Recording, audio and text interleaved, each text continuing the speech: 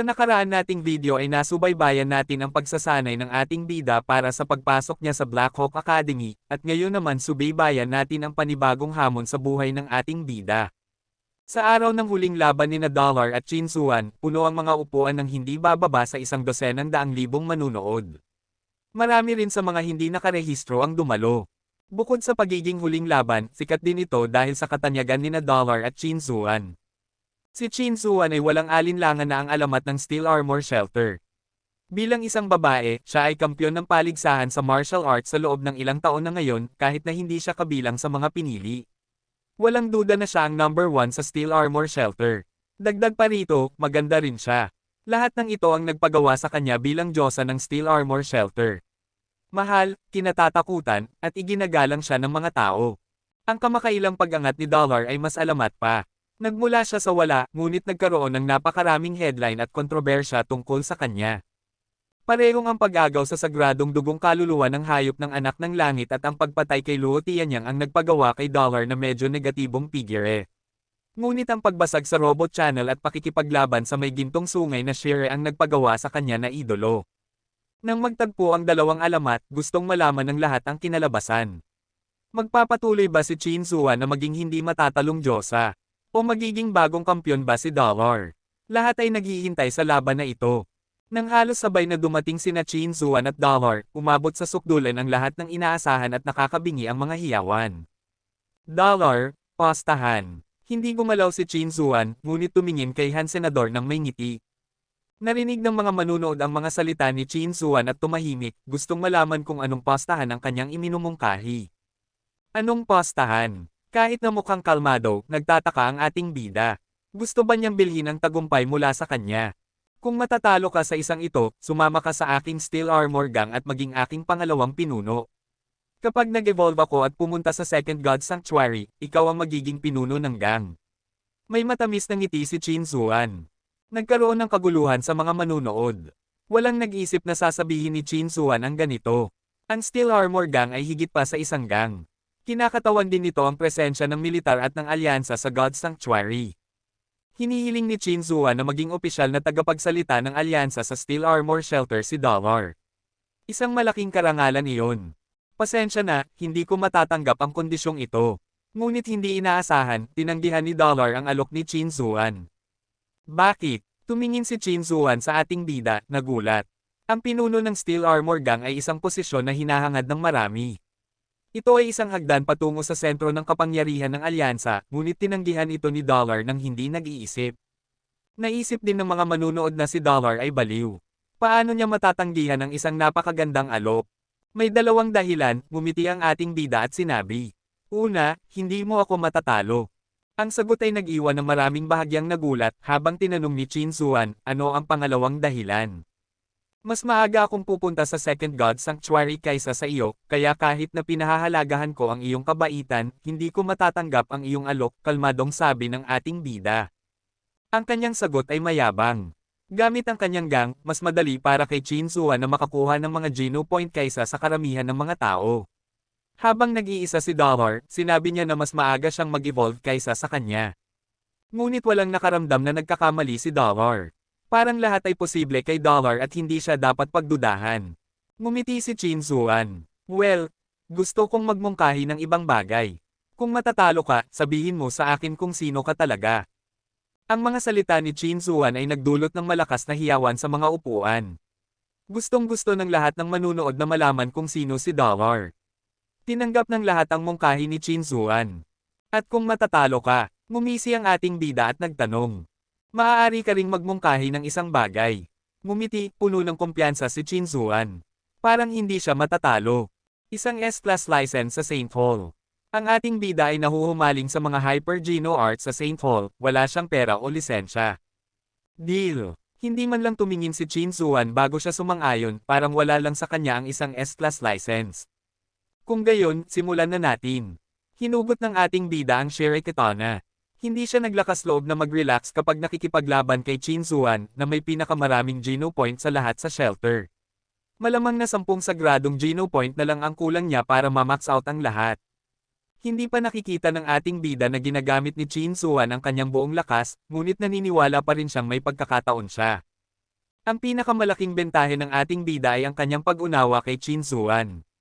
Hindi niya maisip na si Dollar ay ang ating bida pala na nakalaban niya ng 1,000,000 beses. Kahit na lagi siyang sinisipa ng huli, marami siyang natutunan sa kanyang mga gawi sa pakikipaglaban. Sa kabilang banda, wala namang alam si Chin Zuan tungkol kay Dollar. Inunat ni Chin Zuan ang kanyang kamay at isang magandang lilang paru-paro ang nagsimulang sumayaw sa kanyang palad na naging isang lilang dagger. Elegante at mahinahon, nakatayo siya doon na parang isang diyosa. Nakita na niya na ginagamit niya ang sagradong dugong nakal-alasong paru-parong dagger na ito minsan, ngunit iyon ay sa Purple Winged Dragon. Hindi gaanong epektibo ang dagger dahil napakalaki ng dragon. Gayunpaman, magkakaiba ito para sa isang tao. Hindi alam ng ating bida kung makakayanan niya ang lason kung sasaksakin siya ng dagger. Kaya, hindi bibigyan ng ating bida si Chin Zuan ng anumang pagkakataon na umatake. Ginamit niya ang katana gamit ang Blade Storm at ang pag-atake ay napakabilis na parang kaya nitong sirain ang hangin. Katulad ng pag-atake na ito ang nagwakas sa buhay ni Luo Tianyang. Ngumiti si Chin Zuan, at lumipat na parang paru-paro, umiwas sa malakas na pag-atake at sinaksak ang kanyang dagger sa lalamunan ng ating bida. Humakbang ang ating bida at hindi pinansin ang dagger. Ang katana ay ginamit muli kay Chin Zuan. Iyon ay isang galaw na naglagay sa panganib ng kanilang dalawang buhay. Kung hindi muling umiwas si Chin Zuan, mahahati siya sa dalawa, dahil ang ating bida ay nasa sagradong dugong armor, mas malaki ang pagkakataon niyang mabuhay kahit na masaksak ng sagradong dugong dagger ni Chin Zuan. Walang hiya, nakasimangot si Chin Zuan, maganda niyang inilipat ang kanyang katawan sa gilid at naiwasan ang pag-atake ng ating bida. Tuwang-tuwa ang ating bida nang makita niyang umiiwas si Chin Zuan. Isang bagyo ng mga paghampas ng katana ang bumagsak sa dalaga habang ganap ng ginagamit ang Blade Storm. Ang bawat paghampas ay mas mabilis kaysa sa nauna. Napilitang ipagtanggol ang sarili ni Chin Zuan at wala siyang pagkakataong umatake. Alam na alam ng ating bida na masipag si Chin Zuan. Matagal na siyang nagsasanay ng ghost hunt at napabuti na siya ng husto sa kanyang pagkilos ng paa. Gayunpaman, hindi pa siya nakakalapit sa kanya sa anumang laban maliban sa unang pagkakataon nang maliitin siya ng huli. Tulad ng inaasahan, kalmadong iniwasan ni Chin Zuan lahat ng pag-atake ng ating bida na parang sumasayaw. Samantala, tumugon siya paminsan-minsan ng may kagandahan. Wala sa mga ito ang mahalaga sa ating bida. Pinaghampas niya ng katana ang dalaga ng walang pakundangan at ginamit niya ang Blade Storm at Jad Esken sa pinakamataas na antas. Isang lamig ang Dam Alloy sa kanyang mga ugat na parang isang bukal at naisaaktibo ang bawat selula sa kanyang katawan. Tahimik na naiwasan ni Chin Zuan ang lahat ng pag-atake mula sa ating bida. Napakatiwala niya sa kanyang sarili. Ilang taon na ang lumipas bago niya naabot ang unang yugto ng atomic fission. Gamit ang kanyang kasalukuyang Geno points at mga kaluluwa ng hayop, naniniwala si Chin Zuan na maaari siyang maging pinili ngayong taon at kahit na ang unang pwesto ay hindi imposible. Ang atomic fission ay isang advanced na hyper Geno art na maaaring palakasin ang lahat ng bahagi ng katawan. Gaya ng ipinahihiwatig ng pangalan nito, malapit ito sa ugat ng lahat ng Hyper Geno Arts at maaaring makabuo ng pangmatagalang kapangyarihan na nagpapabuti ng malaki sa pisikal na anyo ng isang tao. Ito sana ang perpektong Hyper Geno Art kung hindi lang ito napakahirap simulan. Nagsimula ng magsanay si Chin Zuan ng atomic fission sa ilalim ng patnubay ng kanyang mga kapamilya mula noong siya ay isang sanggol pa lamang, ngunit mabagal ang kanyang pag-unlad. Ngayon ay 2 dekada na siyang nagsasanay nito at nakarating lang siya sa unang yugto ilang buwan na ang nakalilipas. Oo, ang unang yugto lang. Ngunit nakagawa na siya ng isang pagtalon sa kanyang lakas sa unang yugto. Hindi na sayang ang 20 taong pagsasanay. Kapag nakarating na siya sa isang punto, ang kanyang pag-unlad ay tumataas ng husto. Kahit na ang anak ng langit na nasa parehong antas niya ay madaling natalo sa kanya ngayong taon. Hindi dahil mahina ang anak ng langit, kundi dahil naging masyadong malakas na siya matapos makarating sa unang yugto ng atomic fission. Naniniwala si Chin Zuan na tiyak na makakarating siya sa tuktok ngayong taon at hindi magiging problema si Dollar. Hindi man lang iniisip ni Chin Zuan ang tungkol sa panalo o pagkatalo, kundi kung paano manalo kay Dollar para mas mapabilib siya. Hindi pinansin ni Chin Zuan ang bagyo ng mga talam. Kahit na mukhang malupit ito, hindi siya masasaktan. Naramdaman lang niyang medyo nakakainis dahil ayaw niyang patayin si Dollar. Kung gusto mong magmaneho, hahayaan kitang magmaneho. Hihintayin kita hanggang sa maubos na ang iyong lakas at hindi mo na maigalaw ang iyong braso. Sa oras na iyon, ako ay magiging kalmado pa rin at masisiyahan sa iyong pagkawalang pag-asa. Ngumiti si Chin Zuan at umiwas sa isa pang pag-atake, iniisip, hanggat matatalo ka sa akin sa ganitong paraan, maiisip mong hindi ako matatalo at hindi ka na muling maglakas loob na makipaglaban sa akin. Plano ni Chin Zuan na maubos ang lakas ng ating bida. Ang paraan ng paggamit ng ating bida ng kanyang katana ay mabilis na uubos ng kanyang lakas. Ang bawat paghampas ay naglalabas ng lahat ng kanyang potensyal sa halaga ng kanyang lakas. Para sa atomic fission ni Chin Zuan, ang lakas ay isa sa mga pangunahing lakas nito. Ang isang metapora ay ang isang nuclear power plant ay mas mahusay kaysa sa isang coal-fired power plant. Habang patuloy na umiiwas si Chin Zuan sa mga pag-atake ng ating bida, matyaga niyang hinihintay na maubos ang lakas ng huli. Nag-aapoy ang dugo ng mga manunood. Mabilis at malupit ang katana ng ating bida, at makalangit at elegante ang pagsasayaw ni Chin Zuan. Ang kanilang mga galaw ay napakabilis na naging isang malabo. Ito ay talagang isang magandang laban. At sa paningin ng mga ordinaryong tao, hinahabol ng ating bida si Chin Zuan at tila siya ang may kontrol. Paminsan-minsan ay maririnig ang mga hiyawan ng dollar. Parang may ibang tao ang magiging kampyon sa Steel Armor Shelter ngayong taon. Siyempre, talagang hindi matatalo si Dollar. Haha, ang mga lalaki ang Panginoon ng mundong ito. Manginig kayo, mga babae. Kinuyam niyang Manly ang kanyang mga labi ng may paghamak, na parang isang diyosa na hindi nag-abalang makipagtalo sa mga mortal. Mas lalong mayabang ang anak ng langit. Naranasan na niya kung gaano kalakas si Chin Zuan. Matagal na niyang alam ang tungkol sa atomic fission. Kung gusto niyang matuto nito, nagawa na niya. Ngunit dahil tumatagal ng hindi bababa sa 2 dekada para sa isang may talento na makarating sa unang yugto, pinili niyang huwag. Sa katunayan, alam ng lahat na ito ay isang mahusay na Hyper-Geno art, ngunit iilan lang ang naglakas loob na magsanay nito. Walang gustong maglagay ng 2 dekada sa isang Higher-Geno art na hindi nila alam kung gagana o hindi. Kung mabibigo ang isa, wala na siyang pagkakataong magsimula muli sa ibang Hyper-Geno art. Wala siyang lakas ng loob na magsanay ng atomic fission, at pinagsisihan niya ito ngayon nang makita niya kung gaano kagaling si Chin Zuan. Anak ng langit, mukhang nasa problema si Chin Zuan. Patuloy siyang inaatake, kinakabahang sabi ng isang binata sa gang ng anak ng langit. Kumirot ang bibig ng anak ng langit at sumagot, ano ang alam mo?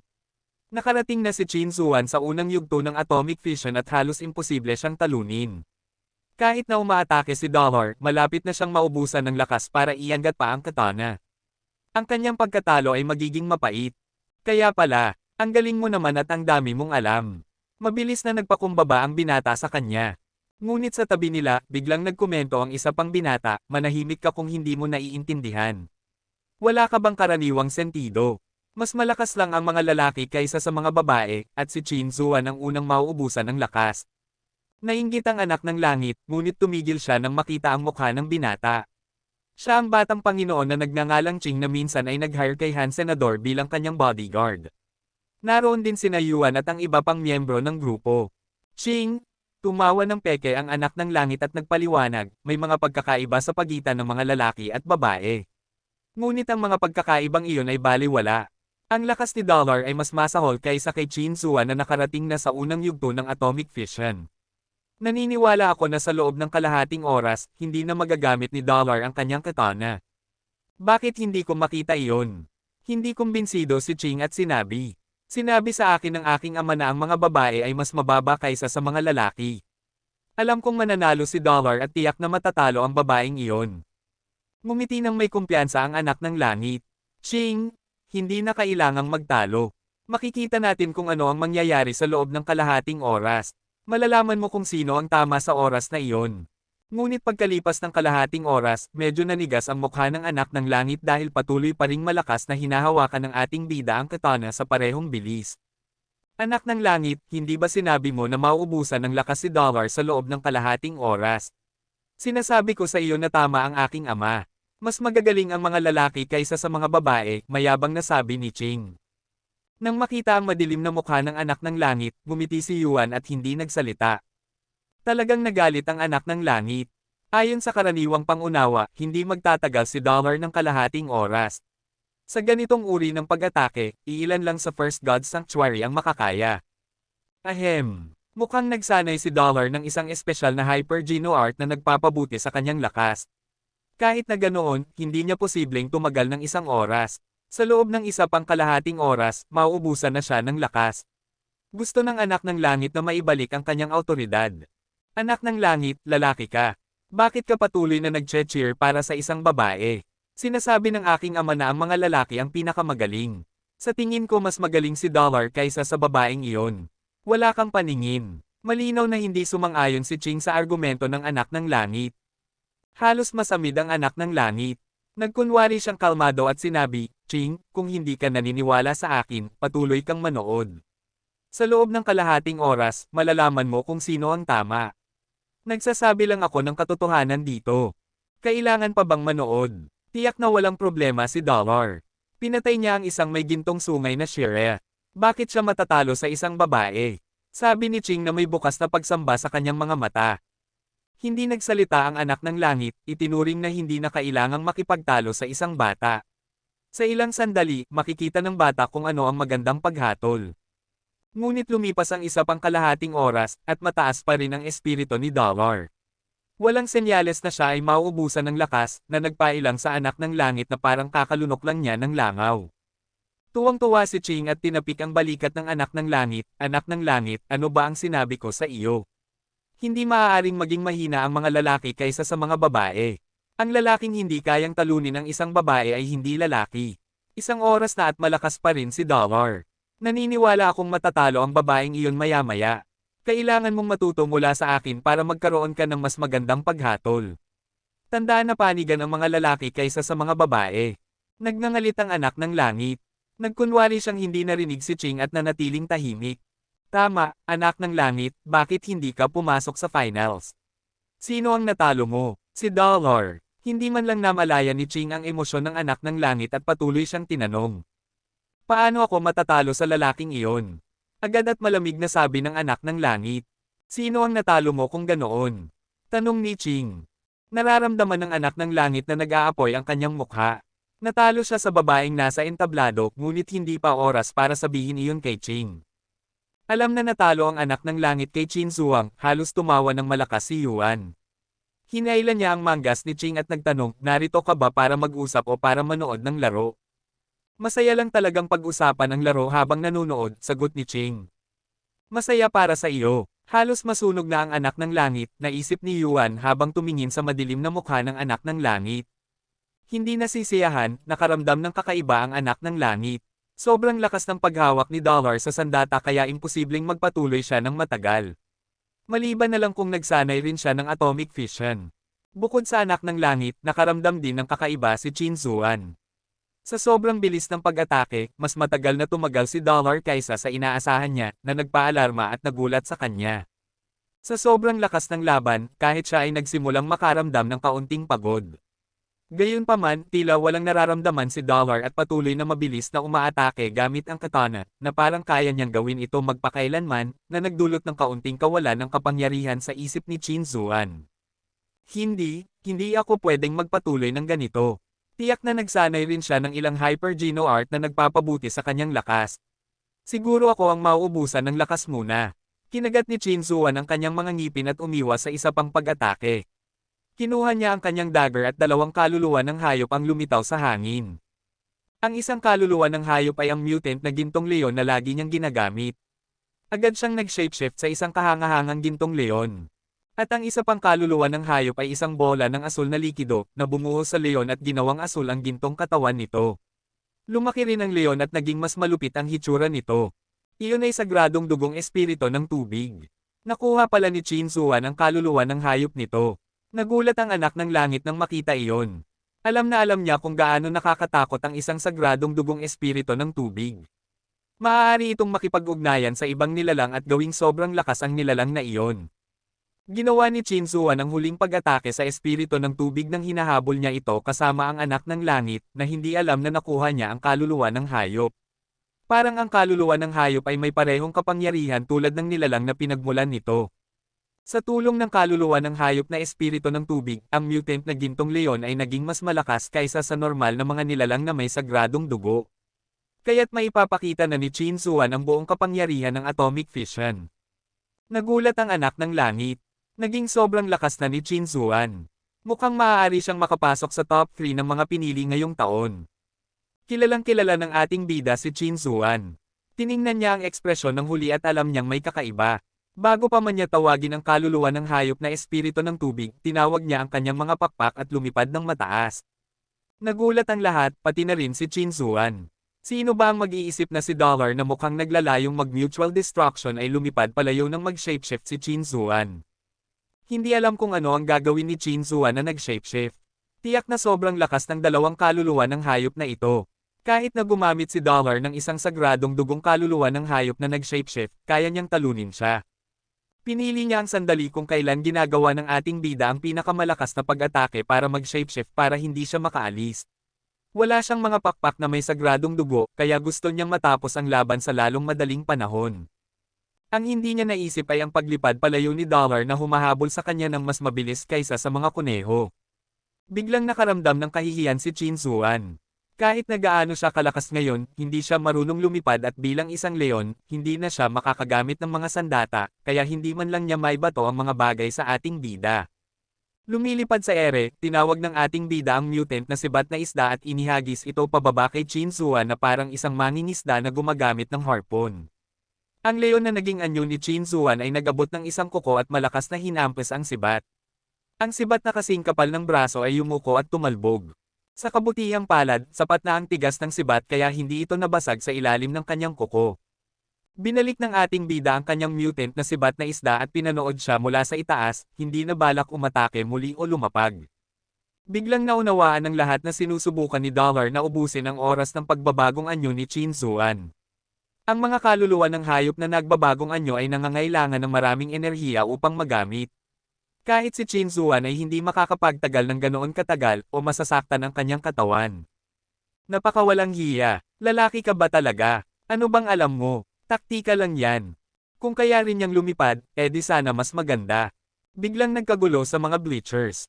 Ang ilan ay sumusuporta kay Dollar at ang ilan naman ay kay Chin Zuan. Hindi maabot ni Chin Zuan ang ating bida. Mabilis niyang binawi ang kaluluwa ng hayop na nagbabagong anyo. Ngunit nang gawin niya iyon, lumipad pababa ang ating bida at sinugod siya ng kanyang katana. Nakaharap na si Chin Zuan sa maraming malalakas na kalaban, ngunit hindi pa siya nakaranas ng ganitong kalungkutan. Kapag nagbabagong anyo siya, agad nalilipad ang ating bida sa langit, kapag bumalik siya sa kanyang tunay na anyo, susugod naman ang ating bida pababa. Nagmukmok siya dahil hindi niya magamit ang kanyang sariling lakas. Haha, ang galing lang ni Dollar. Naglalaban siya parang gerilya. Binubuli niya siya. Halos umiyak na si Chin Zuan. Walang hiyang basura. Paano ba naman magiging ganito kawalang hiya ang isang lalaki? Hindi nag-aalala, naniniwala ang ating bida na hindi mahalaga kung paano siya manalo basta manalo siya. Kung makakapasok siya sa paligsahan sa gitna ng mga kampyon ng lahat ng mga tirahan at makapasok sa top 10, gagantimpalaan siya ng isang kaluluwa ng hayop na may sagradong dugo. Tiyak na gagawin niya ang lahat para sa ikabubuti nito. Hindi inaasahan ni Chin Zuan na bababa ng ganito si Dollar para hindi niya magamit ang kanyang kapangyarihan. Ngayon, natutuwa lang siya na hindi pala arko si Dollar o mas magiging miserable siya. Dollar, ikaw ay isang marangal na lalaki. Nang-ahas ka bang makipaglaban sa akin ng harapan? Gusto ni Chin Zuan na pukawin si Dollar para kumilos. Sa kasamaang palad, hindi pinansin ng ating bida ang kanyang intensyon at sumagot, ikaw ay isang sundalo. Hindi mo ba naiintindihan na ang tagumpay lang ang mahalaga?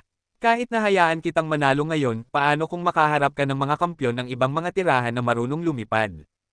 Inaasahan mo bang hikayatin silang iwanan din ang kanilang kakayahang lumipad? Tumigil si Chin Zuan at ang mga taong nag-akusa kay Han Senador na walang hiya ay nagbabari ng kanilang mga boses. Sa katunayan, dapat sana nilang naisip ito. Higit sa isang tao ang marunong lumipad sa mga pinili noon. Ang kawalan ng kakayahang lumipad ay isang kahinaan ni Chin Zuan at kahit na manalo siya ngayon, maaaring piliin pa rin ng iba na samantalahin iyon sa hinaharap. Maraming taong sumusuporta kay Chin Zuan ang nanahimik. Ngumiti ng mapait si Chin Zuan. Well, sumuko na ako. Hindi na natin kailangang magpatuloy. Alam ni Chin Zuan na mayroon siyang ganitong nakamamatay na kahinaan, ngunit hindi niya inisip na magiging ganito kawalang hiya si Dollar para gamitin iyon sa kanyang kalamangan. Ngayon na wala na siyang paraan para manalo, pinili niyang sumuko sa halip na manatili sa nakakahiyang laban na ito. Pinagsisihan ngayon ni Chin Zuan na hindi siya nagsikap sa pag-araro. O kaya ay nagamit niya ang isang advanced na pana at palaso ng kaluluwa ng hayop para talunin si Dollar. Maaari mong kunin ang S-Class license ng Saint Hall sa Steel Armor Gang. Sabi ni Chin Zuan at umalis sa martial ring na nagpalagay sa ating bida bilang kampyon ng Steel Armor Shelter ngayong taon. Napaka-kontrobersyal ng tagumpay ni Dollar. Maraming tao ang nag-isip na hindi ito karapat-dapat. Ngunit hindi pinansin ng ating bida ang kanyang reputasyon basta manalo siya ng kaluluwa ng hayop na may sagradong dugo na ibinibigay sa mga pinili. Umalis si Chin Zuan ng maayos, ngunit inihanda rin niya ang ating bida. Kung pupunta siya para kunin ang S-Class license sa Steel Armor Gang, maaaring handa siyang salakayin siya. Kilalang kilala ng ating bida ang huli kaya hindi niya nagawang kunin ang license sa ilalim ng kanyang ilong dahil alam niyang tiyak na galit siya sa kanya. Opisyal nang natapos ang paligsahan sa Steel Armor Shelter. Ang top 100 ay nasa Martial Steel sa Martial Ring. Ang unang pangalan doon ay Dollar. Umaasa ang ating bida na walang tatawag sa kanya ng Doll muli. Gayunpaman, marami pa rin ang gumagawa.